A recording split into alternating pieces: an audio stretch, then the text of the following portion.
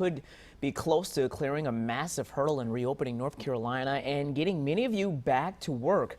Governor Cooper will address the state late this afternoon, and we're watching to see if we can move into phase 1 of his plan with the stay-at-home order set to expire Friday.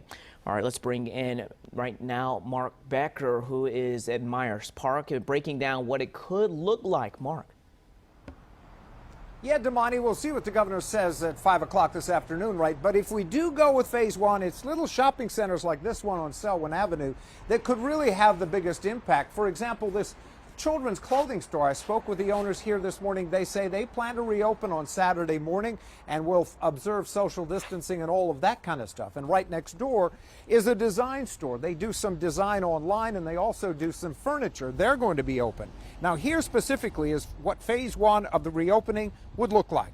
It would modify the stay-at-home order to allow travel not currently defined as essential, allowing people to leave home for commercial activity, read shopping at a business that is allowed to be open, such as clothing stores, sporting goods stores, bookshops, the kind of places we're at right here. Those businesses that do open would have to implement appropriate social distancing. Phase 1 would also continue to limit gatherings to no more than 10 people, and it would reopen parks that have been closed subject to that same gathering limitation. Outdoor exercise, of course, will continue to be encouraged. It will also continue to recommend face coverings in public spaces when 6 feet of distancing isn't possible. The businesses we spoke with say they absolutely plan to do that when they reopen here. In fact, the children's clothing store over here is going to have masks for everyone who comes in. But it's an important step. They say they're ready to go. They really need to get going back into business again. Damani? All right, we are all looking forward to that day to get this state open again. And phase 2 could come at the end of May or in June. It would allow openings of restaurants, bars, fitness centers, and other businesses. Now that can follow safety regulations. It would also allow people back at worship and entertainment venues, but with fewer people inside. More people would be allowed at gatherings and public playgrounds would open. And phase 3 could start as early as late June or early July. And more people would be allowed in businesses, worship and entertainment venues, and more people would be allowed at gatherings. The isolation guidelines would be also eased for people more likely to get sick, but they'd be encouraged to continue social distancing. And Governor Cooper is set to speak at 5 o'clock, and we'll bring you his comments live, then break it all down for you here on Channel 9. And parents homeschooling will be glad to hear this. 2 relief bills the governor signed yesterday pour a lot of money into schooling. Let's bring in our education reporter, Elsa Gillis, and she joins us live. And Elsa, you've been combing through the bills. Yeah, Damani, a significant part of both of the bills the governor signed into law yesterday has to do with schools. Here's a breakdown of the funding that will go to address some of these COVID-19 related costs. First, $75 million will go to school nutrition programs. $70 million is authorized for summer learning programs for students whose learning has been negatively affected by this pandemic. $30 million will go to local schools to buy computers and other devices for students. $1 million is set to go to DPI to improve internet connectivity for students. The Senate bill the governor signed addresses a host of other issues. EOGs and EOCs are officially waived for this school year. The start date for next school year has been moved to August 17th, and all districts must submit a remote instruction plan for the 2020-2021 school year to the State Board of Education. Now, I just spoke with Representative Craig Horn, who is one of the lawmakers to work on this legislation, so I'll be sharing his thoughts and be breaking down these bills further tonight at 5. Damani.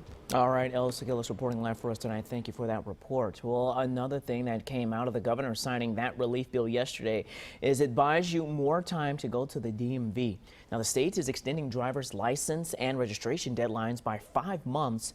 The DMV will also be able to waive any penalties for late registration renewal during the extension period. The extension period applies to anything that expires between March 1st and August 1st. And COVID-19 cases here in North Carolina are still on the rise. Today we learned there are more than 400 new cases and 22 new deaths.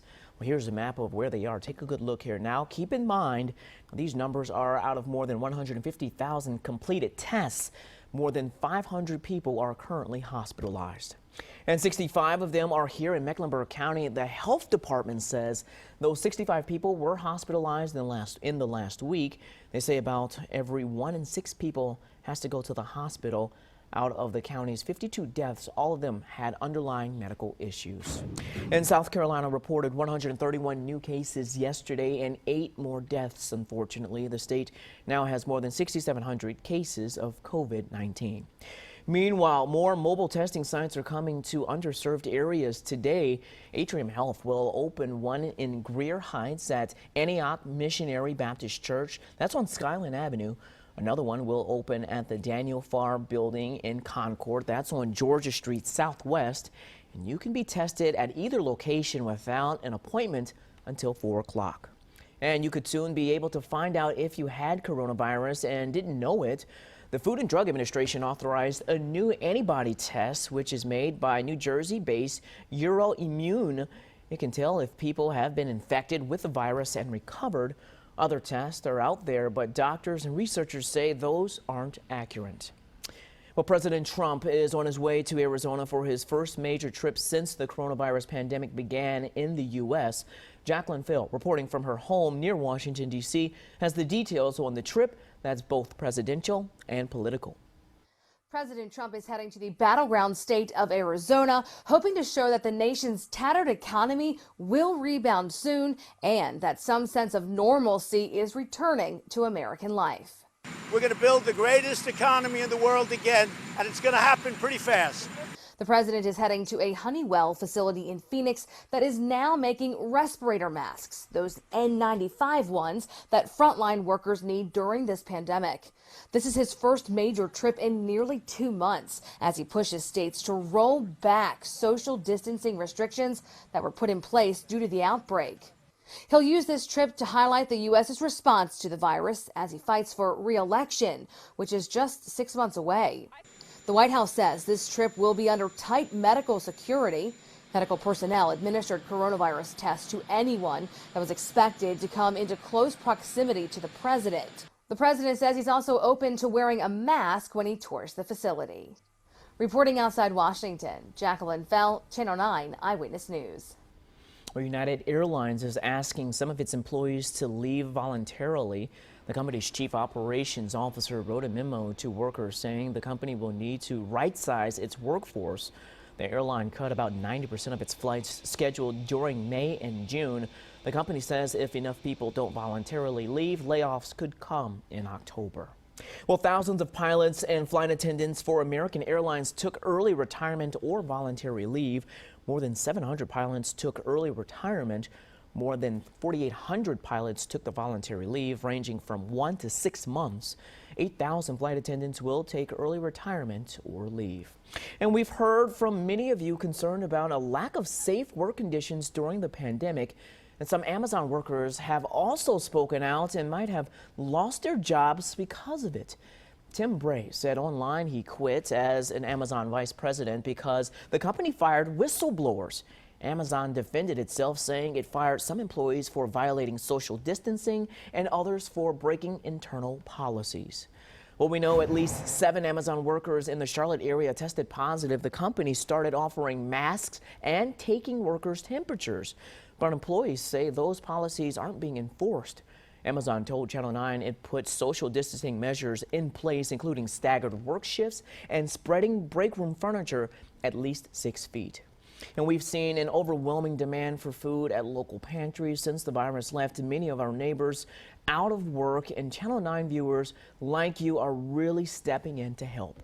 Well, staff at Second Harvest Food Bank of Metro Atlanta are busy putting together thousands of food boxes and book bags. By donating money through the 9 virtual food drive, you're helping the food bank purchase food to fill these boxes. Well, Second Harvest expects the need to grow in the coming months. The greatest need right now is money to buy healthy, shelf-stable items for food boxes. And because the need is so great, we're asking for your help again through our virtual food drive. Go to 9fooddrive.com for details on how you can help our neighbors in need.